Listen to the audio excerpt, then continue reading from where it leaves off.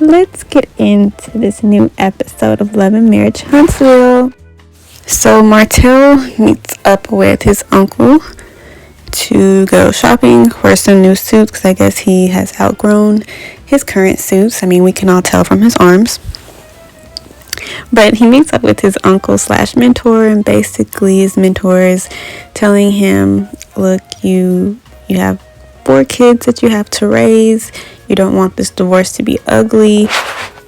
So Martell goes on to tell his uncle that he's worried about Mel in terms of the divorce when it comes to their businesses. He wants this 47 acres property, but the person who's above it is worried because of the things that he saw on social media that I guess Mel posted. And Martell feels that why is everybody calling him a scumbag when Melody cheated on him as well, and that no one here is being basically faithful. Now moving along, we have Maurice, who meets up with his wife's son, Jalen. I believe his name is Jalen.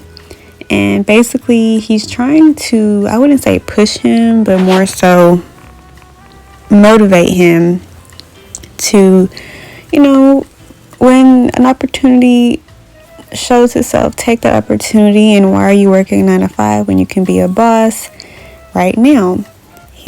He asked Jalen what he wants to do, and basically Jalen says he wants to work with his mom in real estate and flip houses, which I think is extremely good. That he actually has a how am I trying to say? He has a goal. Yeah, he has a goal. He knows what he wants to do. So it's not like, oh, I don't know what I'm going to do with my life. Because some people are like that when they get out of college. It's really overwhelming, and it's very hard to find a job right out of college. But especially, during this pandemic, it's very hard. Like he said, Jalen said, no one's hiring in his field, and right now he's working different jobs just to make ends meet. So Maurice is basically telling him, why are you being the worker and not a boss? You don't see any bosses being laid off, which I think he needs to come with a different approach with him. I feel like if his mom would say this to him instead of Maurice, maybe he would understand. But I feel like since Maurice has been an entrepreneur for so long, that it's kind of, it's kind of like, why are you trying to down me for wanting to work? Like, not everybody wants to be an entrepreneur. Maybe sometimes people want to work a 9 to 5 and do, like Maurice said, you can do both, but you're just doing one. You're being the worker, not the boss. And so he basically is trying to tell Jalen, hey, you don't have any student loans. Luckily, your mom paid for your student loans. What are you waiting for? Like, bet on yourself. Martell and Mel meet up to talk about their businesses, and we all know that was not going to end well. So again, I feel that Martell started it just like how he started in the previous episode when he went to meet up at Mel's new house. Melody, she was on the computer like, okay, let's get to business. Like, she was being so professional, but you could tell at any moment she would snap on him, and he deserves it. Mel is recording their whole conversation just for her records, which I think is very smart. They get to one of the businesses that Mel has called Embrace, and Martell feels like he should get some of that money because he basically gave her the money for it. He supported her. Now that just reminds me of that Tyler Perry movie with Janet Jackson, where she wrote what's it called? Married. What was it called, y'all? Married. What was that Tyler Perry movie? Anyway, basically, Janet Jackson writes a book, and the husband, and they're getting a divorce. Oops, spoiler alert, you haven't seen the movie. But basically, her husband's like, hey, I helped put in, I gave you advice on how to write the book. Why shouldn't I get some of the money from the book? But Mel's like, this was my idea. This is mine. It has my name on it. This is my brand. You shouldn't get any of it. Then he wants to talk about how he treated Mel during their marriage, and he pauses and she's like, yes, let's talk about the treatment. And he says financially, he was always there for her whenever she needed money for a business, and he would give her every penny he had. He trusted her completely with his money. Then he basically blows up on her and says, who named everything dealing with us? Who made you CEO? Like, this is why divorce can be so ugly. To me, I keep saying basically, I'm going to try to use another word. He is throwing it in her face like, I did this without me. To me, that's how I feel he was trying to make it seem like, without me, you wouldn't have anything. You would still be a school teacher. I don't see how she just sat there and let him talk to her like that. But then he goes on to press one of her buttons and says, if I felt that there was a place you were lacking in, then I would step up and try to fix that. And I felt that he was going below the belt. I think that triggered her because he had said in other interviews that she was lacking in certain areas, and that's why he cheated on her. And I felt that's why she started crying when he said that. It just reopened those wounds, like, why would you throw that in my face? And he basically just keeps throwing in her face like, hey, I came back home at a decent hour, but yes, you came back from cheating and you had a baby with somebody else outside of your marriage. And he just wants to throw it back at her like, okay, I got caught, but you didn't get caught, and I know you were cheating, but he has no proof. So next we meet up with the Scotts. Letitia's talking about how she wants the kids to have their own little area, but her husband's like, no, that's not what we're here to discuss. We're having it our way. Basically, forget them kids. And she's like, no, I really want the kids to have their own designated area. And I just didn't like the way he talked to her, how he just downed her idea. Like, she should be able to have an input. I mean, it's both of their properties. Like, why does it matter? There's a knock on the door, and it's Chris, the same person who was talking to Martell about the 47 acres. And after having a conversation with him, he seems really into it. He says, does Martell know that you're coming over here talking to me? He's like, yeah. He kind of suggested you to bid on the property. And he's all with it, but of course Letitia wants nothing to do with the Holts. So then he says, okay, forget about it. We are just going to lose $30-something million. And she's looking at him like, okay, that's cool. Then he says, I'll do it myself. Forget about it. I'll just do it myself.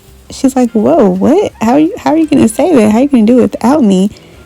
And it's all because she doesn't like Mel or Martell. But when it comes to money, $30-something million, girl, you better take that money.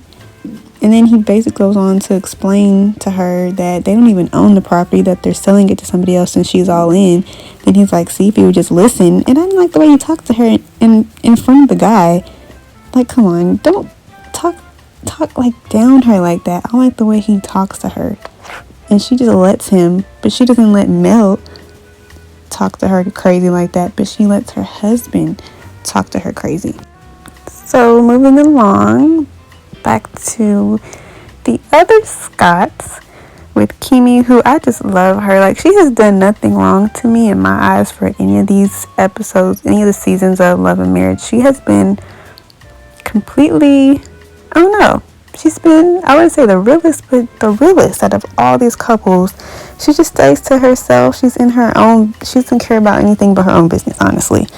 And her son, she loves her son, and she has his graduations, little celebration for him because he just graduated college.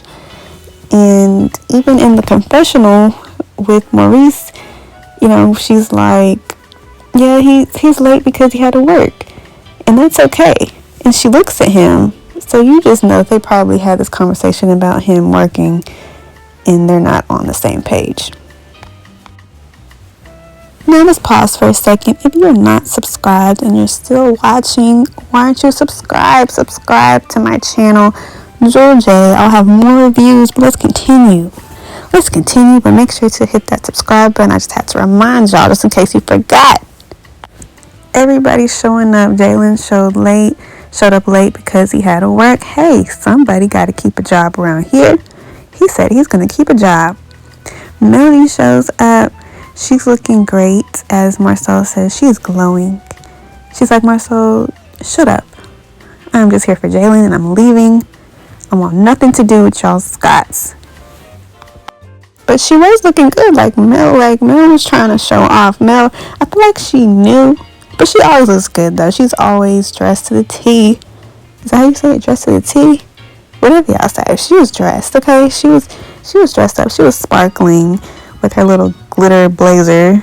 And I don't know, was it just me? But to me, it looked like Mel was kind of lit. She looked like, I don't know, she just looked really chill. She looked like she was having a good time wherever she came from. She just looked really chill, really mellow. I don't know, in her own little world. She did not want to look down across the table at the other people. She was looking straight ahead. So Destiny, I don't know what she does. I don't know why she's on the show. I know she's Mel's friend or Martel's friend. I just don't know exactly what her storyline is. I don't know if they're going to make her and her husband main characters, but I'm going to need more from her. I want to see more from her. I know she has, I guess, a beauty supply store that they showed in the beginning of the episode, but she suggests that Mel should be a part of the mommy podcast. And it's not even her podcast, it's Tisha, however you say her name, it's podcast. And I felt like, hey, how are you going to invite somebody and it's not even your podcast? And you know it's not going to go well. You know they don't like each other. Speaking of inviting people to events that don't belong to you, Miss Wanda's invited by her daughter, Tisha, and it's like, you know, this is not going to end well. You know your mom is messy, nosy. It's not going to end well, and it doesn't end well because Miss Wanda starts to argue with Martel. I know I'm trying to speed it up, but basically it ends with Miss Wanda trying to talk to Mel about her husband, how she deserves better, and that she looks beautiful and you can find so much better. Martel overhears Miss Wanda saying this and basically goes after her, gets in her face, she gets in his face, and it's a big back and forth. And that's basically the end of the episode. I think it was a great episode. Again, make sure to subscribe to my channel. Thanks for watching. If you watched the end of this, please comment down below. Let's discuss this episode. Let's drag Martel. I'm just kidding. Let's not drag him. But he was wrong. Mainly, he was wrong this episode. Let's sum it up. He was wrong. Miss Wanda's messy. Letitia needs to stop letting her husband talk down to her like that. And congratulations to Jalen for graduating college. It is a great accomplishment. And do what you want to do. If you don't want to be an entrepreneur, if you do want to be an entrepreneur and you want to be a worker, you can do both. You can do both. And like he said, you don't have student loans, you don't have any debt. Don't create more debt. Take his advice. But don't let anyone pressure you. Alright, y'all. Thank you for watching my video. Again, make sure to like, comment, and subscribe. Till next time. Bye, guys.